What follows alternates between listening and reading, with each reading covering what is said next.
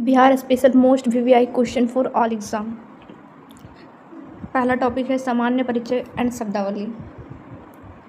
बिहार का नाम बिहार कैसे पड़ा? बौद्ध भिक्षुओं के ठहरने के स्थान के कारण। बिहार शताब्दी में मुस्लिम शासकों ने इस क्षेत्र को बिहार कहना शुरू किया था। किस शताब्दी में? 12वीं शताब्दी में। इतिहास के निर्माण का मुख्य आधार क्या होता है? ऐतिहासिक स्रोत। बिहार के इतिहास के अध्ययन के लिए स्रोतों को मुख्य रूप से कितने भागों में बांटा गया है? 2 भागों में, पुरातात्विक और साहित्यिक।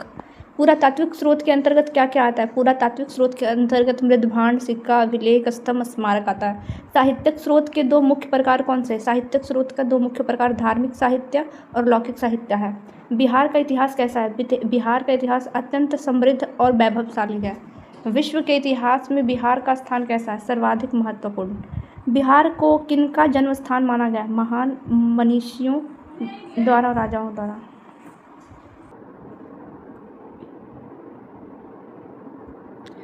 नेक्स्ट क्वेश्चन विल बी साहित्यिक स्रोत के 2 मुख्य प्रकार है धार्मिक साहित्य और लौकिक साहित्य। बिहार का इतिहास कैसा है? अत्यंत समृद्ध और वैभवशाली। विश्व के इतिहास में बिहार का स्थान कैसा है? सर्वाधिक महत्वपूर्ण। बिहार को किनका जन्म स्थल माना जाता है? महान मुनीषियों, विद्वानों और राजाओं महाराजाओं का। किन महान विभूतियों ने सत्य और अहिंसा का उपदेश बिहार की धरती पर दिया था? भगवान महावीर और भगवान बुद्ध ने। नेक्स्ट टॉपिक विल बी पुरातात्विक स्रोत, उसके अभिलेख, सिक्के और स्तंभ। रामपुरवा अशोक स्तंभ बिहार के किस जिले में है? पश्चिम चंपारण में। रामपुरवा अशोक स्तंभ बिहार के किस जिले में है? पश्चिम चंपारण में।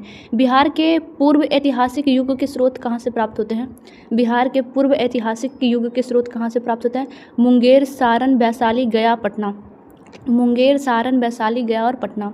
सारण के किस स्थान से नवपाषाण कालीन अस्थि उपकरण मिलते हैं? चिरांद। सारण के किस स्थान से नवपाषाण कालीन अस्थि उपकरण मिलते हैं? चिरांद से। वैशाली के किस स्थान से ऐतिहासिक साक्ष्य मिलते हैं? चेचर। वैशाली के किस स्थान से ऐतिहासिक साक्ष्य मिलते हैं? चेचर। ताम्र प्रस्तर युगीन उपकरण कहाँ से प्राप्त हुए हैं? सोनपुर और मनेर से। ताम्र प्रस्तर युगीन उपकरण कहाँ से प्राप्त हुए हैं? सोनपुर और मनेर से। मौर्यकालीन अभिलेखों की भाषा क्या थी? प्राकृत। मौर्यकालीन अभिलेखों की भाषा क्या थी? प्राकृत। मौर्यकालीन अभिलेखों की लिपि क्या थी? ब्राह्मणी। मौर्यकालीन अभिलेखों की लिपि क्या है? ब्राह्मणी। अशोक के लघु शिलालेख बिहार में कहाँ पाए जाते हैं? सासाराम की चंदनपीर पहाड़ी पर। अशोक के लघु शिलालेख बिहार में कहाँ पाए जाते हैं? सासाराम के चंदनपीर पहाड़ी पर। लौरिया अरराज स्तंभ कहाँ स्थित है? पूर्वी चंपारण में। लौरिया अरराज स्तंभ कहाँ स्थित है? पूर्वी चंपारण में। लौरिया नंदनगढ़ स्तंभ लेख कहाँ स्थित है? पश्चिमी चंपारण में। लौरिया नंदनगढ़ स्तंभ लेख कहाँ स्थित है? पश्चिम चंपारण में।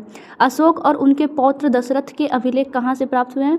अशोक और उसके पौत्र दशरथ के अभिलेख कहाँ से प्राप्त हुए हैं? बराबर और नागार्जुन पहाड़ी से। बराबर और नागार्जुन पहाड़ी से। बराबर की पहाड़ियों में किनके लिए गुफाएं निर्मित की गई है? आजीवक संप्रदाय के लिए। बराबर की पहाड़ियों में किनके लिए गुफाएं निर्मित की गई? आजीवक संप्रदाय के लिए। गुप्तकालीन अभिलेखों की भाषा क्या है? संस्कृत। गुप्तकालीन अभिलेखों की भाषा क्या है? संस्कृत। गुप्तकालीन अभिलेखों की लिपि क्या है? ब्राह्मणी लिपि। पटना से प्राप्त यक्ष प्रतिमा पर कितने अभिलेख अंकित है? 2। पटना से प्राप्त यक्ष प्रतिमा पर कितने अभिलेख अंकित है? 2। वैशाली के बसाड़ से किसकी मोहर प्राप्त हुई है? महादेवी प्रभुपाया की। महादेवी प्रभुपाया की। बसाड़ से प्राप्त एक अन्य महत्वपूर्ण मोहर किसकी है? महादेवी ध्रुव स्वामिनी की। बसाड़ से प्राप्त एक अन्य महत्वपूर्ण मोहर किसकी है? महादेवी ध्रुव स्वामिनी की। ध्रुव स्वामिनी किसकी पत्नी थी? चंद्रगुप्त द्वितीय की। विक्रमादित्य जिसे बोलते थे, चंद्रगुप्त द्वितीय को विक्रमादित्य भी बोलते थे। उसकी पत्नी का नाम था ध्रुव स्वामिनी। गोविंद गुप्त के पिता का नाम क्या था? चंद्रगुप्त द्वितीय। गोविंद गुप्त के पिता का नाम था चंद्रगुप्त द्वितीय। बिहार में सिक्के किस काल के इतिहास की जानकारी देता है? प्राचीन काल से लेकर मध्यकालीन काल का। नेक्स्ट टॉपिक है साहित्यिक स्रोत, धार्मिक साहित्य। किन वेदों से बाहर के प्राचीन इतिहास की जानकारी मिलती है? ऋग्वेद, यजुर्वेद, अथर्ववेद। ऋग्वेद, यजुर्वेद, अथर्ववेद। किन वेदों से बाहर के प्राचीन इतिहास की जानकारी मिलती है? ऋग्वेद, यजुर्वेद और अथर्ववेद। बिहार के संदर्भ में प्रथम जानकारी किस ब्राह्मण ग्रंथ से मिलती है? शतपथ ब्राह्मण से। बिहार के संदर्भ में प्रथम जानकारी किस ब्राह्मण ग्रंथ से मिलती है? शतपथ ब्राह्मण से। रामायण और महाभारत से बिहार के किन क्षेत्रों का पता चलता है? विदेह, मगध और अंग। रामायण और महाभारत से बिहार के किस क्षेत्रों का पता चलता है? विदेह, मगध और अंग। विभिन्न पुराणों में बिहार के किस साम्राज्य का वर्णन है? मगध और गुप्त का। विभिन्न पुराणों में बिहार के किस साम्राज्य का वर्णन है? मगध और गुप्त वंश का। बौद्ध धर्म का कौन सा ग्रंथ बिहार के इतिहास के लिए महत्वपूर्ण है? अंगुत्तर निकाय। अंगुत्तर निकाय। अंगुत्तर निकाय। बौद्ध धर्म का कौन सा ग्रंथ बिहार के इतिहास के लिए महत्वपूर्ण है? अंगुत्तर निकाय। किस बौद्ध ग्रंथ में 16 महाजनपदों का उल्लेख मिलता है? अंगुत्तर निकाय में। किस बौद्ध ग्रंथ में 16 महाजनपदों का उल्लेख मिलता है? अंगुत्तर निकाय में। दीर्घ निकाय किस धर्म का स्रोत है? बौद्ध धर्म का। दीर्घ निकाय किस धर्म का स्रोत है? बौद्ध धर्म का। विनय पिटक से किन नियमों की जानकारी मिलती है? बौद्ध संघ के नियमों की। विनय पिटक से किन नियमों की जानकारी मिलती है? बौद्ध संघ के नियम की। जैन धर्म का प्रमुख स्रोत क्या है? भगवती सूत्र। जैन धर्म का प्रमुख स्रोत क्या है? भगवती सूत्र। जैन धर्म का प्रमुख स्रोत क्या है? भगवती सूत्र। भगवती सूत्र में कितने महाजनपदों की सूची है? 16। भगवती सूत्र में कितने महाजनपदों की सूची है? 16। नेक्स्ट टॉपिक विल बी लौकिक साहित्य, रचनाएं और लेखक। अर्थशास्त्र के लेखक कौन है? कौटिल्य, चाणक्य जिसे बोलते हैं। अर्थशास्त्र से किस वंश के प्रशासन की जानकारी मिलती है? मौर्य वंश के प्रशासन की। रामचरित्र के लेखक कौन है? संध्याकर नंदी। रामचरित्र के लेखक कौन है? संध्याकर नंदी। बौद्ध धर्म का इतिहास पुस्तक किसने लिखा है? लामा तारानाथ ने। बौद्ध धर्म का इतिहास पुस्तक किसने लिखा है? लामा तारानाथ ने। लामा तारानाथ कहाँ के इतिहासकार थे? तिब्बत के। लामा तारानाथ कहाँ के इतिहासकार थे? तिब्बत के। पाल वंश के इतिहास के लिए कौन सा साहित्यिक स्रोत उपयोगी है? रामचरित्र। पाल वंश के इतिहास के लिए कौन सा साहित्यिक स्रोत उपयोगी है? रामचरित्र। प्राचीन काल में शिक्षा का प्रमुख केंद्र कौन सा है? प्राचीन काल में शिक्षा का प्रमुख केंद्र नालंदा और विक्रमशिला है। प्राचीन काल में शिक्षा का प्रमुख केंद्र कौन सा है? नालंदा और विक्रमशिला। कौटिल्य का अर्थशास्त्र किस विषय पर आधारित है? राजनीति और प्रशासन पर। कौटिल्य का अर्थशास्त्र किस विषय पर आधारित है? राजनीतिक और प्रशासन पर। विदेशी यात्री और उनके वृतांत। इंडिका पुस्तक के लेखक कौन है? मेगास्थनीज। मेगास्थनीज किसके दरबार में आया था? चंद्रगुप्त मौर्य। फाहियान किस देश के यात्री थे? चीन का। फाहियान किसके शासनकाल में भारत आया था? चंद्रगुप्त द्वितीय। फाहियान किसके शासनकाल में भारत आया था? चंद्रगुप्त द्वितीय। हेनसोंग सीयूकी किस विश्वविद्यालय में पढ़ने आया था? नालंदा में। हेनसोंग सीयूकी किस विश्वविद्यालय में पढ़ने आया था? नालंदा में। हेनसोंग ने बिहार के किस क्षेत्र की यात्रा की थी? नालंदा और गया का। नहीं, हेनसोंग किसके समय भारत आया था? हर्षवर्धन के। इत सिंह ने बिहार के किस क्षेत्र की यात्रा की थी? नालंदा और गया। इत सिंह ने बिहार के किस क्षेत्र की यात्रा की? नालंदा और गया का। विदेशी यात्रियों के वृतांत इतिहास लेखक में क्यों महत्वपूर्ण है? निष्पक्ष विवरण के लिए। विदेशी यात्रियों के वृतांत इतिहास लेखन में क्यों महत्वपूर्ण है? निष्पक्ष विवरण के लिए। मौर्यकालीन पाटलिपुत्र का वर्णन किस विदेशी पुस्तक में मिलता है? इंडिका में। मौर्यकालीन पाटलिपुत्र का वर्णन किस विदेशी पुस्तक में मिलता है? इंडिका में। नेक्स्ट टॉपिक विल बी स्थल विशिष्ट प्रश्न, जैसे मुंगेर, गया, वैशाली का। मुंगेर से किस युग के अवशेष मिलते हैं? पूर्व ऐतिहासिक युग का। मुंगेर से किस युग के अवशेष मिलते हैं? पूर्व ऐतिहासिक युग का। गया का महत्व किस धर्म के लिए है? बौद्ध और हिंदू धर्म के लिए। बौद्ध और हिंदू धर्म के लिए। गया का महत्व किस धर्म के लिए है? बौद्ध और हिंदू धर्म के लिए। अशोक के शिलालेखों की खोज सबसे पहले किसने की थी? टी फैंथलर ने। अशोक के शिलालेखों की खोज सबसे पहले किसने की थी? अशोक के शिलालेखों की खोज सबसे पहले टी फैंथलर ने की थी। बिहार में पुरातात्विक खुदाई का नेतृत्व प्रमुख रूप से किसने किया था? बिहार में पुरातात्विक खुदाई का नेतृत्व प्रमुख रूप से भारतीय पुरातात्विक सर्वेक्षण ने किया था। चेचर, वैशाली किस काल का स्थल है? नवपाषाण काल और ताम्रपाषाण काल। चेचर, वैशाली किस काल का स्थल है? नवपाषाण काल और ताम्रपाषाण काल। मनेर, पटना से प्राप्त उपकरण किस धातु युग के है? ताम्रपाषाणिक प्रस्तर युग का। मनेर जो है पटना में जो प्राप्त है उपकरण किस धातु युग का है? मनेर जो पटना से प्राप्त हुआ ताम्र प्रस्तर युगीन है। मगध की प्राचीन राजधानी क्या है? राजगृह, जिसे हम गिरिब्रिज भी कहते हैं। मगध की प्राचीन राजधानी क्या है? राजगृह, जिसे हम गिरिब्रिज भी कहते हैं। राजगीर की पहाड़ी में कौन से पुरातात्विक साक्ष्य मिलते हैं? प्राचीन दीवारें और गुफाएं। राजगीर की पहाड़ियों में कौन से पुरातात्विक साक्ष्य मिलते हैं? प्राचीन दीवारें और गुफाएं। मौर्यकालीन प्रशासन और कला। नेक्स्ट टॉपिक, मौर्यकालीन प्रशासन और कला। मौर्य साम्राज्य को सुदृढ़ता किसने प्रदान की थी? चंद्रगुप्त मौर्य और अशोक ने। मौर्य साम्राज्य को सुदृढ़ता प्रदान करने वाला चंद्रगुप्त मौर्य और अशोक। अशोक के स्तंभों पर किस जानवर की आकृति अक्सर मिलता है? सिंह, वृषभ और हाथी का। सिंह, वृषभ और हाथी का। अशोक के स्तंभों पर किस जानवर की आकृति अक्सर मिलता है? सिंह, वृषभ और हाथी का। नेक्स्ट टॉपिक नेक्स्ट क्वेश्चन है, बिहार में अशोक के कितने स्तंभ लेख प्रसिद्ध है? मुख्य रूप से लौरिया, चंदनगढ़, लौरिया, अरराज और रामपुरवा। बिहार में अशोक के कितने स्तंभ लेख प्रसिद्ध है? पहला हो गया मुख्य रूप से लौरिया, नंदनगढ़ पहला, लौरिया, अरराज दूसरा और रामपुरवा तीसरा। 3, अशोक के अभिलेखों को पढ़ने में पहली सफलता किसे मिली? जेम्स प्रिंसेस को। प्राकृतिक भाषा का प्रयोग मौर्य ने क्यों किया? क्योंकि वह जनसाधारण की भाषा थी। नेक्स्ट टॉपिक विल बी गुप्त काल और उत्तरवर्ती इतिहास। गुप्त काल को भारत का क्या कहा जाता है? स्वर्ण युग। गुप्त काल को भारत का क्या कहा जाता है? स्वर्ण युग। संस्कृत को राजकीय भाषा के रूप में किसने बढ़ावा दिया था? गुप्त शासकों ने। संस्कृत को राजकीय भाषा के रूप में किसने बढ़ावा दिया था? गुप्त शासकों ने। नालंदा महाविहार की स्थापना किसने की थी? कुमारगुप्त ने। नालंदा महाविहार की स्थापना किसने की थी? कुमारगुप्त ने। वैशाली के मोहरों से क्या सिद्ध होता है? यह एक व्यापारिक और प्रशासनिक केंद्र है। यह एक व्यापारिक और प्रशासनिक केंद्र है।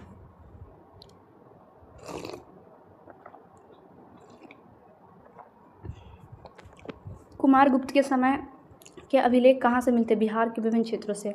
कुमारगुप्त के समय के अभिलेख कहाँ से मिलते हैं? बिहार के विभिन्न क्षेत्रों से। नेक्स्ट टॉपिक विविध सांस्कृतिक और भौगोलिक विविधता। बिहार की संस्कृति कैसी रही है? संस्कृतियों और धर्मों का अद्भुत समन्वय। संस्कृतियों और धर्मों का अद्भुत समन्वय। बिहार का भौगोलिक क्षेत्र प्राचीन काल में किन नदियों से घिरा हुआ है? गंगा, सोन, गंडक। गंगा, सोन, गंडक। बिहार का भौगोलिक क्षेत्र प्राचीन काल में किन नदियों से घिरा हुआ है? गंगा, सोन और गंडक। अंग महाजनपद की राजधानी कहाँ थी? चंपा में। अंग महाजनपद की राजधानी कहाँ थी? चंपा। विदेह राज्य का उल्लेख सर्वप्रथम कहाँ मिलता है? यजुर्वेद और शतपथ ब्राह्मण में। यजुर्वेद और शतपथ ब्राह्मण में विदेह राज्य का उल्लेख मिलता है। प्राचीन काल में बिहार का कौन सा क्षेत्र बज्जी संघ कहलाता है? वैशाली। प्राचीन काल में बिहार का कौन सा क्षेत्र बज्जी संघ कहलाता है? वैशाली। विश्व का प्रथम गणतंत्र किसे माना जाता है? वैशाली को। विश्व का प्रथम गणतंत्र किसे माना जाता है? वैशाली को। बुद्ध के समय मगध का शासक कौन था? बिंबिसार। बुद्ध के समय मगध का शासक कौन था? बिंबिसार। जैन धर्म के 24वें तीर्थंकर महावीर का जन्म कहाँ हुआ था? कुंडग्राम, वैशाली में। जैन धर्म के 24वें तीर्थंकर महावीर का जन्म कहाँ हुआ था? कुंडग्राम, वैशाली में। बिहार में प्राचीन शिक्षा के लिए कितने प्रमुख केंद्र थे? मुख्य रूप से 3। नालंदा, विक्रमशिला, औंदतपुरी। नालंदा, विक्रमशिला, औंदतपुरी। बिहार में प्राचीन शिक्षा के लिए कितने प्रमुख केंद्र थे? मुख्य रूप से 3। नालंदा, विक्रमशिला, औंदतपुरी। औंदतपुरी विश्वविद्यालय कहाँ स्थित है? बिहार शरीफ में। नेक्स्ट टॉपिक महत्वपूर्ण तथ्य और उसके सारांश पे है। अशोक के शिलालेखों में बिहार का क्या नाम मिलता है? मगध। अशोक के शिलालेखों में बिहार को क्या बोला गया है? मगध। पहले जिस बिहार में हम रह रहे हैं उसका नाम मगध था। पाटलिपुत्र की स्थापना किसने की थी? उदयन ने। पाटलिपुत्र की स्थापना किसने की थी? उदयन ने। प्राचीन काल में पाटलिपुत्र को और किस नाम से जाना था? कुसुमपुर और पुष्पपुर के नाम से। पुरातात्विक स्रोत में सबसे विश्वसनीय क्या माना जाता है? अभिलेखों को। सिक्कों के अध्ययन को न्यूमेटोस्मेटिक्स कहते हैं। अशोक के धम्म का प्रचार कहाँ हुआ था? भारत और विदेश में। अशोक के धम्म का प्रचार कहाँ हुआ था? भारत और विदेश में। अशोक के धम्म का प्रचार कहाँ हुआ था? भारत और विदेश में। बिहार में ताम्रपत्र लेखों का क्या महत्व है? भूमि दान की जानकारी। प्राचीन बिहार के आर्थिक जीवन की जानकारी किससे मिलती है? अर्थशास्त्र और सिक्कों से। विदेशी यात्रियों ने पाटलिपुत्र की तुलना किससे की है? सूसा और एकवताना से। विदेशी यात्रियों ने पाटलिपुत्र की तुलना किससे की है? सूसा और एकवताना से। बिहार के इतिहास में पाल वंश का योगदान किस क्षेत्र में रहा है? कला और बौद्ध क्षेत्र में। बिहार के इतिहास में पाल वंश का योगदान किस क्षेत्र में रहा है? कला और बौद्ध धर्म में। विक्रमशिला विश्वविद्यालय की स्थापना किसने की? धर्मपाल ने। बिहार में मुस्लिम सत्ता की स्थापना का मुख्य स्रोत जाता है तबकात ए नासरी मिनहाज उस सिराज ने किया था। बिहार में मुस्लिम सत्ता की स्थापना का मुख्य स्रोत कहाँ से मिलता है? तबकात ए नासरी मिनहाज उस सिराज। मध्यकालीन बिहार के इतिहास के कौन से अभिलेख महत्वपूर्ण है? तुगलक और लोधी कालीन अभिलेख। मध्यकालीन बिहार के इतिहास के लिए कौन सा अभिलेख महत्वपूर्ण है? तुगलक और लोधी कालीन। बिहार के इतिहास का पुनर्निर्माण मुख्य रूप से किस पर निर्भर है? पुरातात्विक साक्ष्यों पर। बिहार के इतिहास का पुनर्निर्माण मुख्य रूप से किस पर निर्भर है? पुरातात्विक साक्ष्यों पर। बिहार का प्राचीन इतिहास किस देश के इतिहास को गौरवान्वित करता है? भारत। बिहार का प्राचीन इतिहास किस देश के इतिहास को गौरवान्वित करता है? भारत देश को। नेक्स्ट टॉपिक विल बी प्राचीन बिहार के अभिलेखों और राजवंश। बोध गया से प्राप्त अभिलेखों में किस भिक्षु का वर्णन है? महामना द्वितीय का। महामना द्वितीय का। बोध गया से प्राप्त अभिलेखों में किस भिक्षु का वर्णन है? महामना द्वितीय का। किस अभिलेख के अनुसार महामना द्वितीय ने बोध गया में एक प्रासाद भवन बनवाया था? बोध गया अभिलेख। किस अभिलेख के अनुसार? तो बोध गया अभिलेख। गुप्त वंश की वंशावली की जानकारी किस स्थान से प्राप्त मुहूर्त से होती है? नालंदा। गुप्त वंश की वंशावली की जानकारी किस स्थान से प्राप्त मुहूर्त से होती है? नालंदा। उत्तर गुप्तकालीन वंश के संस्थापक कृष्णगुप्त की जानकारी किस अभिलेख से मिलती है? आदित्य सेन का अपसर पाषाण अभिलेख से। आदित्य सेन का अपसर पाषाण अभिलेख से। उत्तर गुप्तकालीन वंश के संस्थापक कृष्णगुप्त की जानकारी किस अभिलेख से मिलती है? आदित्य सेन के अपसर पाषाण अभिलेख से। मंदार पर्वत जो कि बांका में है, पर आदित्य सेन का शिलालेख किस देवता के मंदिर से संबंधित है? भगवान नरसिंह। मंदार पर्वत का आदित्य सेन का अभिलेख किस देवता के मंदिर से संबंधित है? भगवान नरसिंह। उत्तर गुप्तकालीन शासकों की वंशावली किस पाषाण अभिलेख से मिलती है? उत्तर गुप्तकालीन शासकों की वंशावली किस पाषाण अभिलेख से मिलती है? आंसर जीवी गुप्त द्वितीय का अभिलेख, आरा के पास से, जीवी गुप्त द्वितीय का अभिलेख से। दक्षिण और मध्य बिहार के कई स्थानों से किस काल के शासकों के अभिलेख प्राप्त हुए? पूर्व मध्यकाल के पाल शासकों के। धर्मपाल का खालिमपुर ताम्रपत्र अभिलेख किस अभिलेख भाषा में है? संस्कृत भाषा में।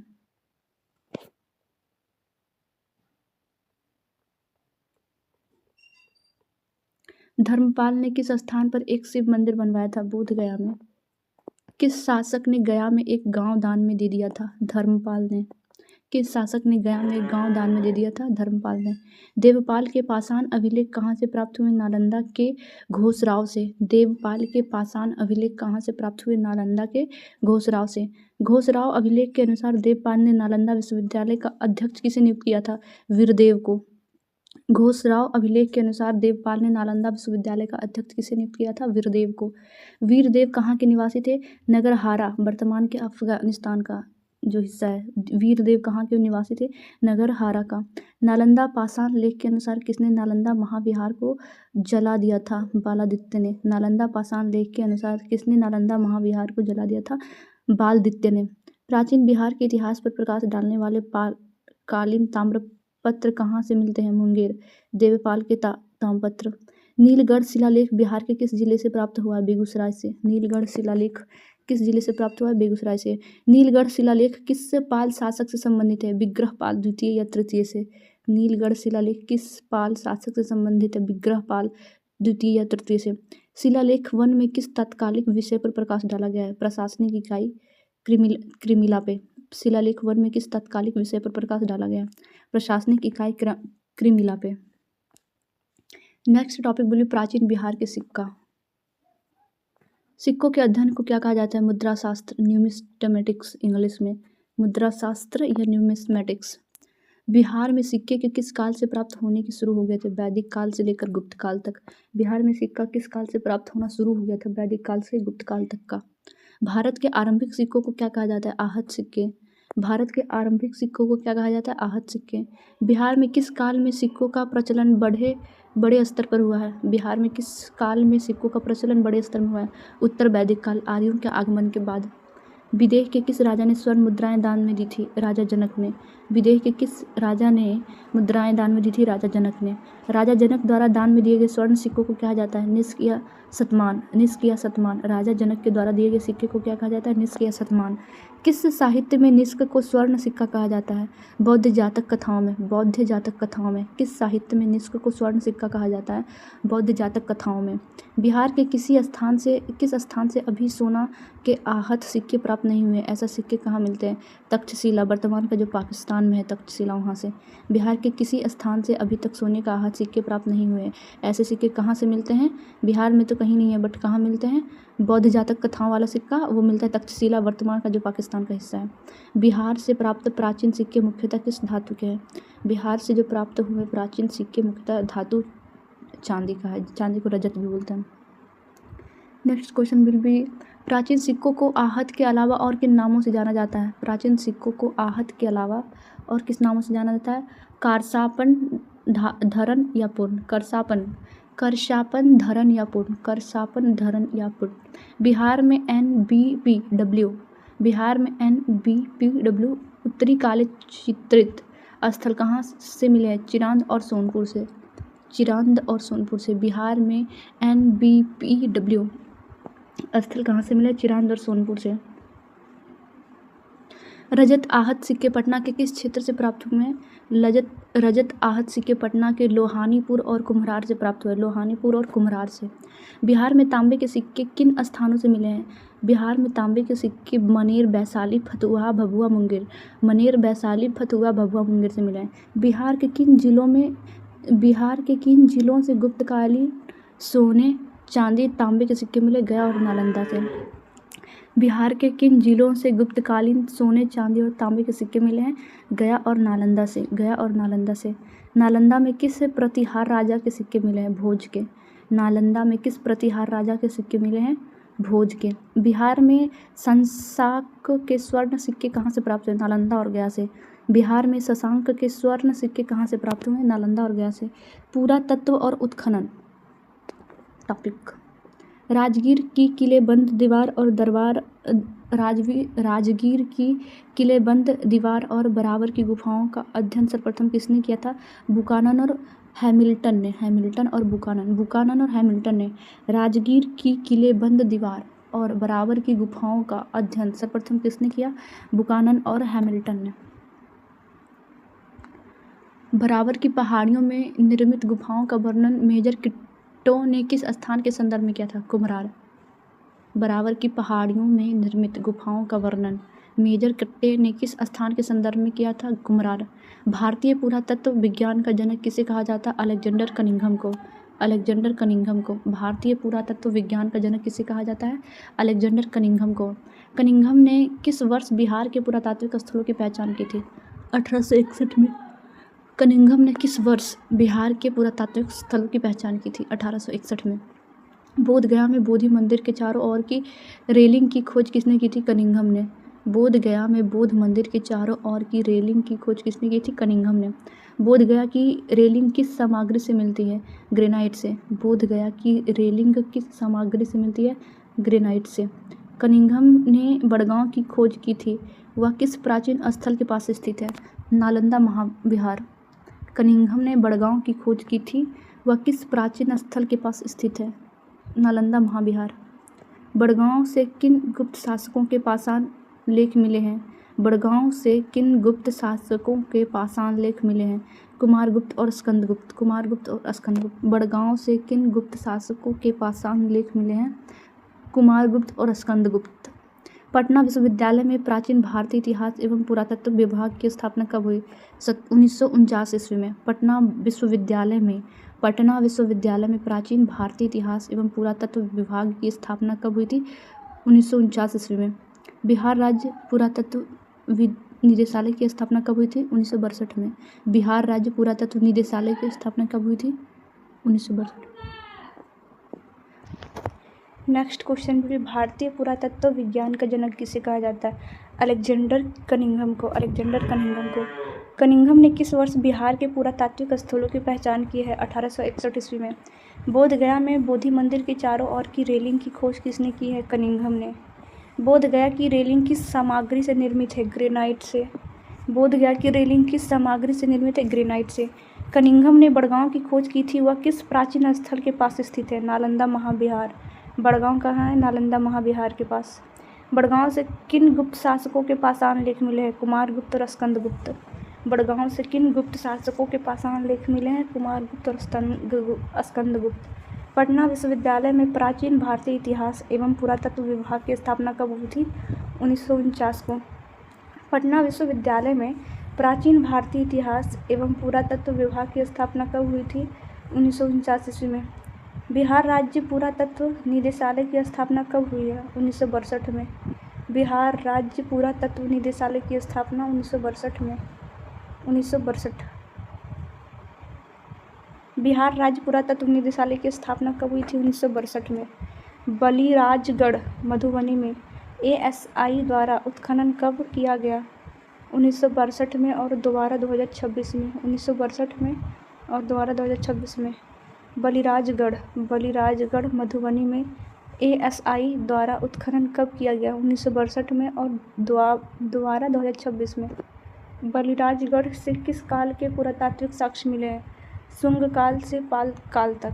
बलिराजगढ़ से किस काल के पुरातात्विक बलिराजगढ़ से किस काल के पुरातात्विक साक्ष्य मिले हैं? शुंग काल से पाल काल तक का। शुंग काल से पाल काल तक। बलिराजगढ़ को किस साम्राज्य का महत्वपूर्ण प्रशासनिक केंद्र माना जाता है? विदेही साम्राज्य का। बलिराजगढ़ को किस साम्राज्य का महत्वपूर्ण प्रशासनिक केंद्र माना जाता है? विदेही साम्राज्य। बलिराजगढ़ की प्राचीनता किस युग तक मानी जाती है? लौह युग तक। बलिराजगढ़ की प्राचीनता किस युग तक मानी जाती है? लौह युग तक। नेक्स्ट टॉपिक विल बी साहित्यिक स्रोत। बिहार के इतिहास के साहित्यिक स्रोत को किन दो भागों में बांटा गया? धार्मिक और गैर धार्मिक में। बिहार के इतिहास की जानकारी देने वाला प्रमुख धार्मिक स्रोत कौन सा है?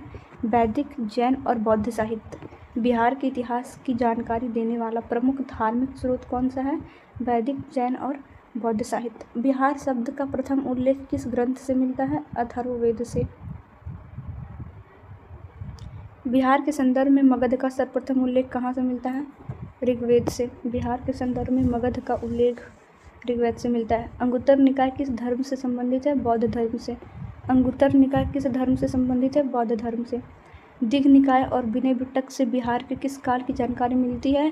प्राचीन बिहार का इतिहास का। दिघ निकाय और विनय पिटक से बिहार के किस काल की जानकारी मिलती है? प्राचीन बिहार का इतिहास से। भगवती सूत्र किस धर्म का महत्वपूर्ण ग्रंथ है? जैन धर्म का। भगवती सूत्र किस धर्म का महत्वपूर्ण ग्रंथ है? जैन धर्म का। किस ग्रंथ से प्राचीन बिहार के इतिहास और 16 महाजनपदों की जानकारी मिलती है? भगवती सूत्र और अंगुत्तर निकाय से। भगवती सूत्र और अंगुत्तर निकाय से। ऋग्वेद में मगध क्षेत्र के लिए किस शब्द का प्रयोग किया गया है? कीकट। कीकट का अर्थ यह अन्य संदर्भों से ज्ञात है। पृष्ठ के अनुसार मगध का उल्लेख ऋग्वेद में है। ऋग्वेद में मगध क्षेत्र के लिए किस शब्द का प्रयोग किया गया है? ऋग्वेद में मगध को कीकट बोला गया है। बौद्ध साहित्य का वह ग्रंथ जो अनुशासन के नियमों पर आधारित है? विनय पिटक। अनुशासन के नियमों पर कौन आधारित है? विनय पिटक। कुछ वन लाइनर प्रश्न। नवादा का अपसड़ क्यों प्रसिद्ध है? आदित्य सेन का लेख है वहाँ पे। नवादा का अपसड़ गाँव क्यों प्रसिद्ध है? आदित्य सेन का लेख। बांका का मंदार पर्वत किस काल के लिए ऐतिहासिक है? उत्तर गुप्त काल का। बांका का मंदार पर्वत किस काल के लिए ऐतिहासिक है? उत्तर गुप्त काल के लिए। पाल वंश का वह शासक जिसने अफगानिस्तान के विद्वान को नालंदा भेजा? देवपाल। पाल वंश का वह शासक जिसने अफगानिस्तान के विद्वान को नालंदा भेजा? देवपाल। पाल काल में मुंगेर का क्या महत्व है? प्रशासनिक केंद्र और ताम प्रशासनिक केंद्र। प्रशासनिक केंद्र और ताम्रपत्र प्राप्ति। पाल काल में मुंगेर का क्या महत्व था? पाल काल में मुंगेर का महत्व था प्रशासनिक केंद्र और ताम्रपत्र प्राप्ति। बिहार में सिक्कों की ढलाई के प्राचीनतम प्रमाण किस काल में है? आहत सिक्कों में। बिहार में सिक्कों की ढलाई के प्राचीनतम प्रमाण किस काल में है? आहत सिक्कों के। कनिंघम ने किस स्थल को नालंदा के रूप में पहचाना? बड़गांव को। कनिंघम ने किस स्थल को नालंदा के रूप में पहचाना? बड़गांव को। बिहार का वह जिला जहाँ से नीलगढ़ शिलालेख मिला? बेगूसराय।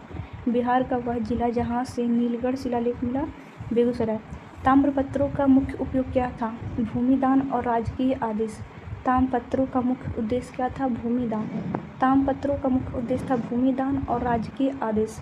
विदेह के राजा जनक का उल्लेख किस काल के संदर्भ में होता है? वैदिक काल में। विदेह के राजा जनक का उल्लेख किस काल के संदर्भ में है? वैदिक काल में। अथर्ववेद में बिहार के लिए कौन सा भौगोलिक शब्द प्रमुख है? वात्य। हालांकि यह बिहार शब्द का उल्लेख पूछा गया है। अथर्ववेद में बिहार के लिए कौन सा भौगोलिक शब्द प्रमुख है? अथर्ववेद में बिहार को वात्य बोलते हैं। वात्य। कुमारगुप्त और स्कंदगुप्त के लेखों की प्राप्ति स्थल नालंदा के पास से। कुमारगुप्त और स्कंदगुप्त के लेखकों की प्राप्ति नालंदा के पास से हो गई है। बिहार में पुरातात्विक सर्वेक्षण का विधिवत कार्य कब शुरू हुआ था? 1861 में। बिहार में पुरातात्विक सर्वेक्षण का विधिवत कार्य कब संपन्न हुआ था? शुरू हुआ था 1861 ईस्वी में। क्रिमिला क्या थी? पाल काल की एक प्रशासनिक इकाई। क्रिमिला क्या थी? पाल काल की एक प्रशासनिक इकाई। भोज के सिक्के बिहार में कहाँ मिले हैं? नालंदा में। भोज के सिक्के बिहार में कहाँ मिले हैं? नालंदा में। शशांक किस क्षेत्र का शासक था जिसके सिक्के बिहार में मिले? गौड़ और बंगाल का। शशांक किस क्षेत्र का शासक था? गौड़ और बंगाल का। मनेर और सोनपुर से किस प्रकार के सिक्के मिलते हैं? तांबे के सिक्के। मनेर और सोनपुर से किस प्रकार के सिक्के मिलते हैं? तांबे के सिक्के। शुंगकालीन साक्ष्य बलिराजगढ़ के अलावा और कहाँ से मिल सकते हैं? शुंगकालीन साक्ष्य बलिराजगढ़ के अलावा और कहाँ से मिल सकते हैं? बलिराजगढ़ से। बिहार में ऐतिहासिक शोध के लिए सबसे पुराना विभाग कौन सा है? प्राचीन भारतीय इतिहास एवं पुरातत्व विभाग, पटना। बिहार में ऐतिहासिक शोध के लिए सबसे पुराना विभाग प्राचीन भारतीय इतिहास एवं पुरातत्व विभाग, पटना, यूपी। बुकानन ने बिहार के किन स्मारकों का विवरण दिया है? बुकानन ने राजगीर और बराबर की गुफाओं का। बुकानन ने बिहार के किन स्मारकों का विवरण दिया है? राजगीर और बराबर गुफाओं का। पाल शासकों की वंशावली के लिए प्रमुख स्रोत? खालिमपुर, ताम्रपत्र। पाल शासकों की वंशावली के लिए प्रमुख स्रोत? खालिमपुर और ताम्रपत्र। धर्मपाल ने कहाँ तालाब पापहारनी खुदवाया था? धर्मपाल ने कहाँ तालाब का नाम पापहारनी खुदवाया था? बांका मंदार आदित्य सेन के संदर्भ में। बांका मंदार आदित्य सेन के संदर्भ में। बिहार के मध्यकालीन इतिहास के लिए किन शासकों के अभिलेख महत्वपूर्ण है? पाल शासकों के अभिलेख। बिहार के मध्यकालीन कौन सा मध्यकालीन इतिहास के लिए किन शासकों का अभिलेख महत्वपूर्ण है? पाल शासकों का। कारसापन किस धातु का बना होता है? चांदी का। कारसापन किस धातु का बना होता है? चांदी का। निष्क का वजन किस ग्रंथ में बताया गया है? निष्क का वजन किस ग्रंथ में बताया गया? जातक कथाओं के उल्लेख में। निष्क का वजन किस ग्रंथ में बताया गया? जातक कथाओं का उल्लेख। बिहार में सबसे पहले किस विदेशी पुरातत्ववेत्ता ने खुदाई की? अलेक्जेंडर कनिंघम ने। बिहार में सबसे पहले किस विदेशी पुरातत्ववेत्ता ने खुदाई की थी? अलेक्जेंडर कनिंघम ने। वात्य शब्द का संबंध किस क्षेत्र से है? मगध बिहार का अथर्ववेद। वात्य शब्द का संबंध किस क्षेत्र से है? मगध बिहार, अथर्ववेद। वात्य शब्द का संबंध किस क्षेत्र से है? मगध बिहार, अथर्ववेद। मगध की प्राचीन राजधानी का वर्णन किस चीनी यात्री के आधार पर कनिंघम ने किया? वेनसांग फायान के विवरणों का कनिंघम ने उपयोग किया था। मगध की प्राचीन राजधानी का वर्णन चीनी यात्री के आधार पर कनिंघम ने किया। कौन से चीनी यात्री? वेनसांग फायान के विवरणों का कनिंघम का उपयोग। बिहार में लौह युग के अवशेष कहाँ से मिलते हैं? बलियाराजगढ़ से लौह युग के अवशेष मिलते हैं बिहार में। उत्तर गुप्त काल का सबसे शक्तिशाली राजा कौन था? जिसका जिक्र अपसड़ लेख में है? आदित्य सेन। उत्तर गुप्त काल का सबसे शक्तिशाली राजा आदित्य सेन। नालंदा विश्वविद्यालय के पतन के साक्ष्य किस लेख में मिलते हैं? नालंदा पाषाण लेख, बालादित्य। नालंदा पाषाण लेख, बालादित्य। पाल वंश के दौरान बिहार का कौन सा क्षेत्र शिक्षा का केंद्र था? नालंदा शिक्षा का केंद्र था। पाल वंश के दौरान बिहार का कौन सा क्षेत्र शिक्षा का केंद्र था? नालंदा। बिहार के इतिहास के लिए गैर धार्मिक स्रोत में क्या शामिल है? अभिलेख, सिक्के और यात्रा वृत्तांत। बिहार के इतिहास के लिए गैर धार्मिक स्रोत में क्या शामिल है? अभिलेख, सिक्के और यात्रा वृत्तांत। शतमान किस प्रकार की मुद्रा थी? वैदिक कालीन स्वर्ण मुद्रा। शतमान किस प्रकार की मुद्रा थी? वैदिक कालीन स्वर्ण मुद्रा। बिहार में ऐतिहासिक काल का प्रारंभ कब से माना जाता है? 600 ईसा पूर्व। पुरातात्विक खुदाई में मुहरों का क्या महत्व है? राजवंशों की पहचान और वंशावली। पुरातात्विक खुदाई में मुहरों का क्या महत्व है? राजवंशों की पहचान और वंशावली। बिहार में ताम्र युग के बाद कौन सा युग है? लौह युग। कनिंघम ने बिहार में कुल कितने प्रमुख स्थलों का दौरा किया था? अनेक, जिनमें नालंदा और बोधगया प्रमुख था। कनिंघम ने बिहार में कुल कितने प्रमुख स्थलों का दौरा किया था? बहुत सारे का, लेकिन उसमें नालंदा और बोधगया महत्वपूर्ण था। राजगीर की चक्रव्यूह जैसी दीवार का निर्माण किस काल का माना जाता है? प्राचीन मगध काल का। राजगीर की चक्रव्यूह जैसी दीवार का निर्माण किस काल का माना जाता है? प्राचीन मगध काल का। बिहार के सिक्कों पर किस लिपि का प्रयोग किया गया है? प्रारंभिक सिक्कों पर चिन्ह, बाद में ब्राह्मणी लिपि का। बौद्ध साहित्य अंगुत्तर निकाय की रचना किस भाषा में? पाली भाषा में। बिहार राज्य के इतिहास लेखन में ASI की क्या भूमिका? उत्खनन और संरक्षण का। प्राचीन बिहार में व्यापार के लिए किन मुद्राओं का प्रयोग किया जाता है? आहत सिक्के, करसापन का।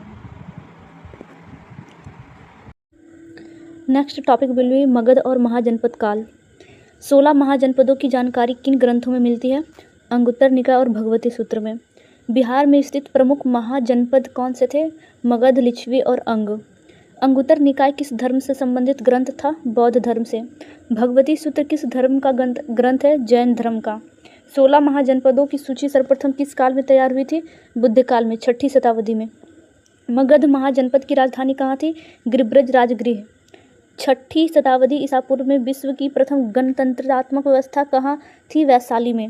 वैशाली के लिच्छवियों ने किस प्रकार की शासन व्यवस्था अपनाई? गणराज्य वाला। आधुनिक बिहार के कौन से जिले प्राचीन अंग महाजनपद का हिस्सा थे? भागलपुर और मुंगेर। मगध की शक्ति का वास्तविक उत्कर्ष किस शासक के समय शुरू हुआ था? Bimbisara. Next topic will B प्राचीन बिहार के विदेशी यात्रियों और उसके स्रोत। इंडिका पुस्तक के लेखक मेगास्थनीज। मेगास्थनीज किसके दरबार में राजदूत बनकर आया था? चंद्रगुप्त मौर्य। मेगास्थनीज ने भारतीय समाज को कितनी श्रेणियों में विभाजित किया है? 7 श्रेणियों में। चीनी यात्री हेनसोंग ने किस विश्वविद्यालय में अध्ययन किया था? नालंदा विश्वविद्यालय में। हेनसोंग किसके शासनकाल में भारत आया था? हर्षवर्धन के। प्रसिद्ध चीनी यात्री फाहियान किसके समय भारत आया था? चंद्रगुप्त द्वितीय जिसे हम विक्रमादित्य भी बोलते हैं। हेनसोंग बिहार के किस क्षेत्र में सबसे अधिक समय तक रहा? नालंदा में। फाहियान और भारत यात्रा का मुख्य उद्देश्य क्या था? बौद्ध पांडुलिपियों को एकत्र करना। इत सिंह ने बिहार की यात्रा किस शताब्दी में की थी? 7वीं शताब्दी में। फाहियान की प्रसिद्ध पुस्तक का नाम क्या है? फोकवोकी। फाहियान की प्रसिद्ध पुस्तक का नाम क्या है? फोकवोकी। Next topic will be Maurya साम्राज्य। किस मौर्य राजा ने दक्कन की विजय प्राप्त की थी? चंद्रगुप्त मौर्य ने। चंद्रगुप्त मौर्य का विशिष्ट रूप से वर्णन किस लेखक के ग्रंथ में मिलता है? विशाखादत्त मुद्रा राक्षस में। चंद्रगुप्त मौर्य का विशिष्ट रूप से वर्णन किस लेखक के ग्रंथ में मिलता है? विशाखादत्त मुद्रा राक्षस। पाटलिपुत्रा के प्रशासन का विस्तृत वर्णन किस स्रोत से मिलता है? मेगास्थनीज की इंडिका से।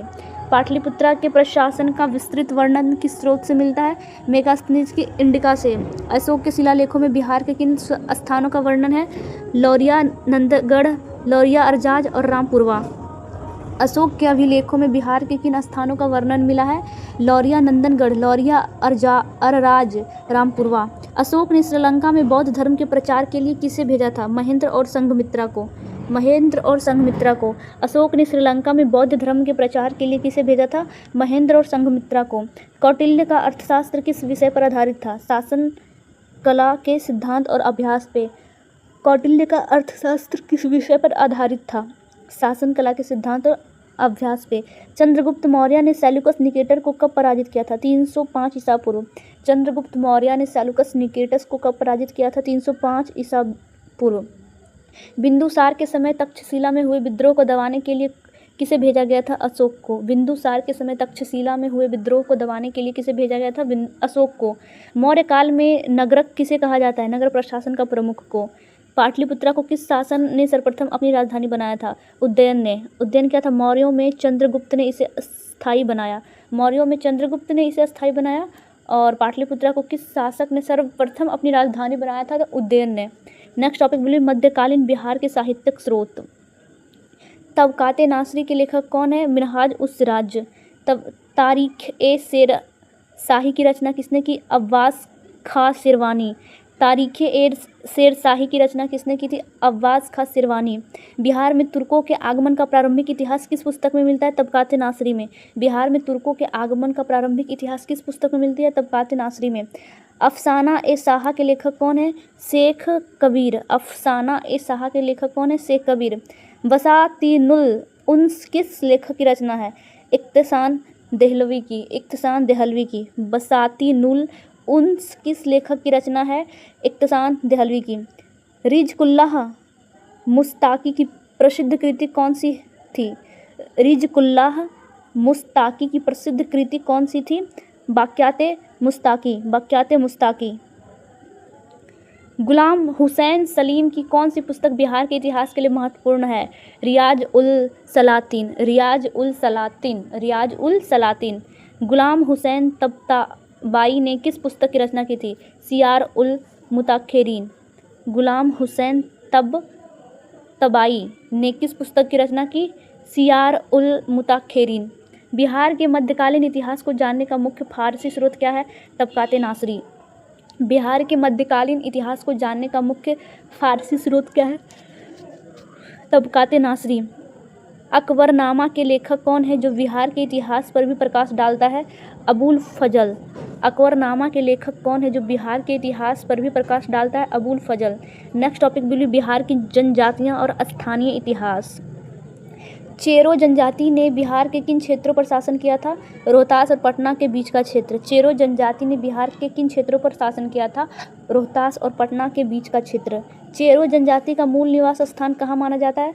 शाहबाद, वर्तमान का जो भोजपुर क्षेत्र है। चेरो जनजाति का मूल निवास भोजपुर में था, जिससे शाहबाद पहले बोलते थे।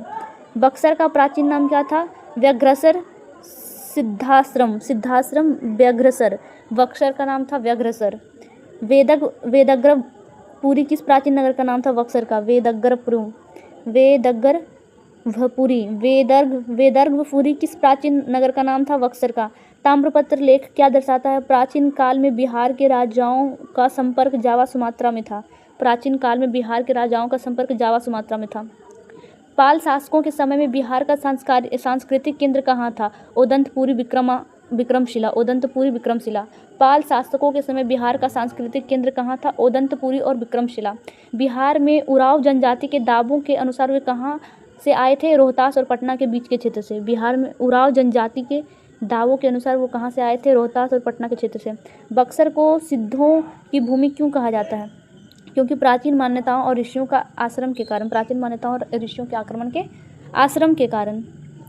किस ग्रंथ में बिहार को कीकट प्रदेश कहा गया है? ऋग्वेद में। किस ग्रंथ में बिहार को कीकट प्रदेश कहा गया? किस ग्रंथ में बिहार को कीकट प्रदेश कहा गया? ऋग्वेद में। किस ग्रंथ में बिहार को कीकट प्रदेश कहा गया है? ऋग्वेद में। मध्यकालीन बिहार में किस मुस्लिम शासक ने सबसे पहले अपना प्रभुत्व स्थापित किया था? मध्यकालीन बिहार में किस मुस्लिम शासक ने सबसे पहले अपना प्रभुत्व स्थापित किया था? कुतुबुद्दीन ऐबक ने, बख्तियार खिलजी के माध्यम से। मध्यकालीन बिहार में किस मुस्लिम शासक ने सबसे पहले अपना प्रभुत्व स्थापित किया था? कुतुबुद्दीन ऐबक। किसके माध्यम से? बख्तियार खिलजी के माध्यम से। नेक्स्ट टॉपिक बोलिए गुप्तकाल और शिक्षा केंद्र। गुप्तकालीन साहित्य का सबसे बड़ा केंद्र बिहार में कहाँ था? पाटलिपुत्रा में। नालंदा विश्वविद्यालय की स्थापना किस गुप्त शासक ने किया था? कुमारगुप्त प्रथम ने। इत सिंह ने नालंदा में कितने वर्ष बिताए थे? लगभग 10 वर्ष। विक्रमशिला विश्वविद्यालय की स्थापना किसने किया था? धर्मपाल ने। हेनसोंग के अनुसार नालंदा विश्वविद्यालय के कुलपति कौन थे? सीलभद्र। हेनसोंग के अनुसार नालंदा विश्वविद्यालय के कुलपति कौन थे? सीलभद्र। गुप्त काल के बाद बिहार का कौन सा शहर राजनीतिक सत्ता का केंद्र बना? गुप्त काल के बाद बिहार का कौन सा शहर राजनीतिक सत्ता का केंद्र बना? कन्नौज। लेकिन बिहार में मुंगेर महत्वपूर्ण रहा, कन्नौज बना था। गुप्त काल के बाद बिहार का कौन सा शहर राजनीतिक सत्ता का केंद्र बना था? कन्नौज। चीनी यात्री इत सिंह किस मार्ग से भारत आया था? समुद्री मार्ग से। चीनी यात्री इत सिंह किस मार्ग से भारत आया था? समुद्री मार्ग, दक्षिण पूर्व एशिया होते हुए। प्राचीन काल में शिक्षा का प्रमुख केंद्र कौन था जो आधुनिक बिहार शरीफ के पास है? ओदंतपुरी। प्राचीन काल में शिक्षा का प्रमुख केंद्र कौन था जो आधुनिक बिहार शरीफ के पास है? ओदंतपुरी। फाहियान ने पाटलिपुत्र में कितने समय तक निवास किया था? फाहियान 3 वर्ष तक। किस गुप्त शासक ने पाटलिपुत्र को पुनः अपनी राजधानी बनाया था? चंद्रगुप्त प्रथम ने। नेक्स्ट टॉपिक है विविध ऐतिहासिक तथ्य और बिहार। पाणिनि की अष्टाध्यायी में किस क्षेत्र का उल्लेख मिलता है? मगध क्षेत्र का। पाणिनि की अष्टाध्यायी में किस क्षेत्र का उल्लेख मिलता है? मगध क्षेत्र का। पतंजलि जिन्होंने महाभाष्य लिखा कहाँ के निवासी माने जाते हैं? पाटलिपुत्र का। पतंजलि जिन्होंने महाभाष्य लिखा कहाँ के निवासी माने जाते हैं? पाटलिपुत्र का। बिहार के किस स्थान से मौर्यकालीन यक्ष की प्रतिमा मिलती है? दीदारगंज पटना। बिहार के किस स्थान से मौर्यकालीन यक्ष की प्रतिमा मिलती है? दीदारगंज पटना। अशोक के रामपुरवा स्तंभ पर किस पशु की आकृति है? वृषभ, सांड का। अशोक के रामपुरवा स्तंभ पर किस पशु की आकृति मिलता है? वृषभ, सांड का। किस शिलालेख में अशोक ने कलिंग युद्ध के पश्चात का वर्णन किया? 13वें शिलालेख में। किस शिलालेख में अशोक ने कलिंग युद्ध के पश्चात का वर्णन किया? 13वें शिलालेख में। बिहार में तुर्क शासन का युग कब प्रारंभ हुआ था? 12वीं शताब्दी के अंत में। बिहार में तुर्क शासन का युग कब प्रारंभ हुआ था? 12वीं शताब्दी के अंत में, 1198 ईस्वी में। बख्तियार खिलजी ने बिहार में अपनी पहली सफलता कहाँ प्राप्त की थी? ओदंतपुरी बिहार शरीफ में। बख्तियार खिलजी ने बिहार में अपनी पहली सफलता कहाँ प्राप्त की थी? ओदंतपुरी बिहार शरीफ। तुजुक-ए-बाबरी में बिहार के किस पहलू का वर्णन मिलता है? बिहार के राजनीतिक इतिहास का। तुजुक-ए-बाबरी में बिहार के किस पहलू का वर्णन मिलता है? बिहार के राजनीतिक इतिहास का। एडवर्ड टेरी और पीटर मुंडी जैसे यूरोपीय यात्री किसके काल में बिहार आए थे? मुगल काल में। एडवर्ड टेरी और पीटर मुंडी जैसे यूरोपीय यात्री किसके काल में बिहार आए थे? मुगल काल में। तरीखे-ए-फिरोजशाही के लेखक कौन थे? जियाउद्दीन वर्नी। तरीखे-ए-फिरोजशाही के लेखक कौन थे? जियाउद्दीन वर्नी। बिहार का नाम विहार क्यों पड़ा? बौद्ध विहारों की अधिकता के कारण।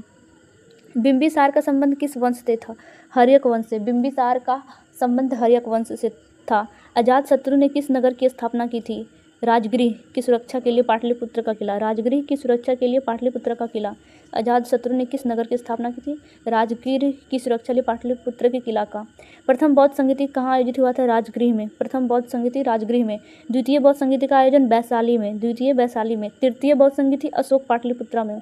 तृतीय बौद्ध संगीति कहाँ हुई थी? अशोक पाटलिपुत्रा में। जैन धर्म के 24वें तीर्थंकर महावीर का जन्म कहाँ हुआ था? कुंडग्राम वैशाली में। जैन धर्म के 24वें तीर्थंकर महावीर का जन्म कहाँ हुआ था? कुंडग्राम वैशाली में। महावीर स्वामी का निर्वास कहाँ हुआ? पावापुरी में। महावीर स्वामी का निर्वास कहाँ हुआ था? निर्वास मतलब मर कहाँ गए थे? पावापुरी में महावीर स्वामी।